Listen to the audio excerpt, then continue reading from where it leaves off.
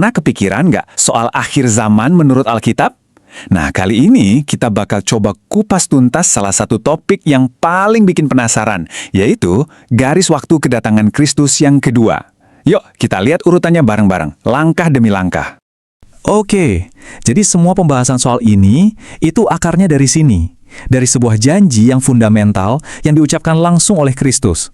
Jadi ini bukan sekedar soal peristiwa kosmik, tapi lebih ke janji soal reuni. Biar gampang ngikutinnya, kita bakal bagi jadi 4 bagian ya. Mulai dari janji dan tanda-tandanya, terus konsep kedatangan 2 tahap, lalu puncaknya di penghakiman terakhir, dan yang paling penting, apa sih artinya semua ini buat kita? Oke, kita masuk bagian pertama. Nah, ide dasarnya tuh gini, sejarah dunia itu bukan cuma muter-muter aja tanpa tujuan. Menurut pandangan ini, sejarah itu bergerak lurus, menuju sebuah puncak, sebuah kesimpulan yang udah ditentuin. Dan disinilah letak misterinya. Nggak ada satu orang pun yang tahu kapan persisnya ini bakal terjadi. Tapi, yang menarik, Alkitab justru ngasih kita semacam petunjuk atau tanda-tanda global yang perlu kita perhatikan. Coba dilihat di sini, tanda-tandanya tuh macam-macam banget kan? Bukan cuma soal satu hal aja. Ada penyesatan rohani, ada perang global, bencana alam yang skalanya makin besar, sampai ke moralitas manusia yang makin merosot. Jadi ini benar-benar gambaran besar yang melukiskan kondisi dunia. Lanjut ke bagian 2. Nah, ini nih salah satu konsep yang jujur aja sering banget bikin orang bingung. Ternyata kedatangan kedua itu menurut tafsiran ini ya, bukan cuma satu kejadian jeder selesai, tapi ada 2 tahap yang beda banget. Slide ini jelas banget nunjukin bedanya. Tahap pertama itu namanya pengangkatan atau rapture. Ini adalah saat Kristus datang untuk orang-orang percaya, ketemunya di awan. Nah, tahap kedua baru kedatangan kembali, di mana ia turun ke bumi bersama orang-orang percaya. Beda kan? Untuk dan bersama? Jadi, coba bayangin deh momen ini. Tiba-tiba ada suara sangkakala, dan dalam sekejap mata, benar-benar sekejap, terjadi sebuah peristiwa supranatural yang dahsyat. Semua orang percaya, dari dulu sampai sekarang, diangkat buat ketemu Kristus di angkasa. Luar biasa ya. Nah, setelah pengangkatan itu, dunia jadi terbelah jadi 2 realitas yang kontras banget, tapi terjadi di waktu yang sama. Di surga ada perayaan besar-besaran, sementara di bumi justru sebaliknya. Dimulai periode penderitaan hebat selama 7 tahun yang disebut masa aniaya. Selama 7 tahun di bumi itu, kondisinya digambarkan makin parah. Ada serangkaian penghakiman yang terjadi secara bertahap, dikenal sebagai 7 meterai, 7 sangkakala, dan 7 cawan murka. Jadi intensitasnya itu terus meningkat dari awal sampai akhir, kian lama, kian berat. Oke, dari situ kita lanjut lagi untuk melihat gimana semua ini bergerak menuju babak finalnya, puncaknya. Nah, garis waktu ini nih, kayak peta jalannya. Kita bisa lihat urutannya dengan super jelas.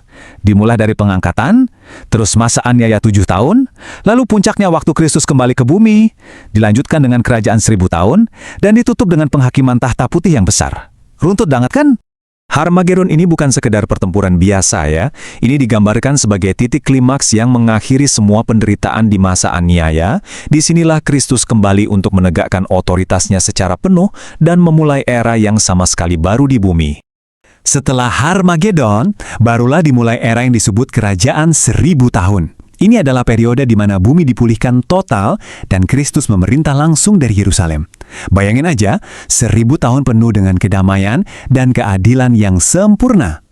1000 tahun damai. Kedengarannya udah kayak akhir yang sempurna kan? Udah, tamat. Tapi ternyata belum. Masih ada satu babak terakhir, satu ujian pamungkas, sebelum kita benar-benar masuk ke kekekalan. Jadi, di akhir 1000 tahun itu, Iblis dilepaskan untuk sesaat. Tujuannya apa? Ini digambarkan sebagai bukti terakhir, pembuktian final, bahwa bahkan setelah hidup dalam kedamaian 1000 tahun pun, kejahatan itu, kalau tidak dilenyapkan sampai akarnya, akan tetap muncul. Pemberontakan ini dengan cepat dipadamkan, dan itulah akhir dari perlawanan terhadap Tuhan. Dan setelah itu, barulah terjadi penghakiman tahta putih yang besar. Ini adalah pengadilan yang paling akhir, yang paling final. Di sini, semua yang menolak Tuhan dari segala zaman akan diadili. Dan setelah penghakiman ini, langit dan bumi yang kita kenal sekarang akan lenyap, diganti dengan yang baru. Oke, setelah semua rentetan peristiwa yang wow, dahsyat banget tadi, mungkin kita bertanya-tanya, terus intinya buat kita apa? Apa pesannya? Nah, bagian terakhir ini membawa kita kembali ke poin utamanya, sebuah pilihan pribadi yang dampaknya kekal. Setelah semua berakhir, setelah penghakiman terakhir, narasi ini ditutup dengan dua realitas yang permanen, dua takdir yang sangat bertolak belakang. Langit dan bumi yang baru atau tempat ratapan kekal. Dan menurut kitab suci, akhir ini ditentukan oleh pilihan kita masing-masing selama di dunia. Dan ini dia poin terpenting dari semua ini. Tujuan memahami garis waktu ini sebetulnya bukan untuk bikin kita takut atau cemas. Sama sekali bukan. Justru, ini adalah sebuah panggilan, sebuah ajakan buat kita semua untuk introspeksi diri dan mempersiapkan hidup kita. Intinya adalah kesiapan. Kita tutup pembahasan kita kali ini dengan kutipan dari Charles Spurgeon. Ini pengingat yang kuat banget buat kita semua, bahwa inti dari semua nubuat ini adalah satu, panggilan untuk selalu waspada dan siap sedia. Kenapa? Karena tidak ada yang tahu kapan waktunya akan tiba.